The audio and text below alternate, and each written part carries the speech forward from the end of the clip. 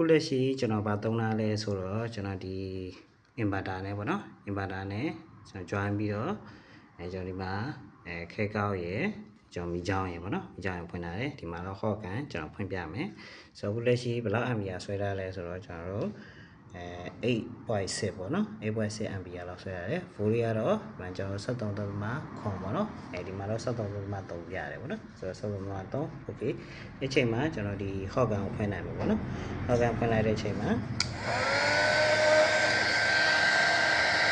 ဟောက်ကန်ဖွင့်လိုက်တော့ကျွန်တော်30 ampere လောက်ဒီဆွဲရအောင်နော်30 ampere ဆိုတော့တော်တော်လေးကျန်သွားပြီပေါ့နော်30 ampere လောက်ကျုံလာတယ်ဆိုတော့30 ampere မှာဒီမှာတော့12.9ခွန်ပြတယ်ပေါ့နော်ဆိုတော့ဒီမှာလည်း12.8မှာလည်းငင်းငင်းဒီလိုဆေးတယ်နော်ဆိုတော့ဒီမှာလည်း12.9ခွန်ပြရတယ်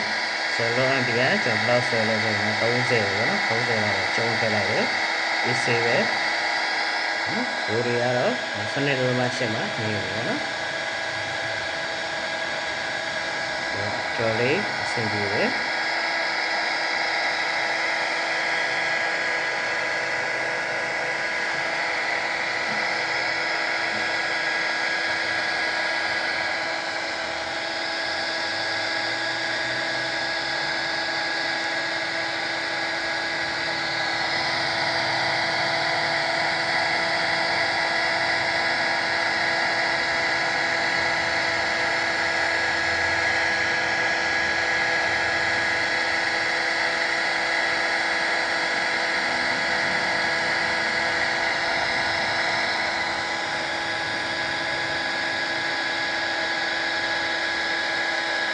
ဒါဆိုရင်အခုကျွန်တော်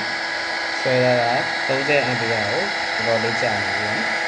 ဆွဲရတယ်30 ampere ကိုဒီစီပဲဘိုးရီယာဒီကတော့ controller မှာတော့12.6ပြရတယ်ဒါတော့ဒီမှာဆိုရင်7.8ကနေကြာပါနော်7.8မှာဆိုရင်ရိုးနေတယ်နော်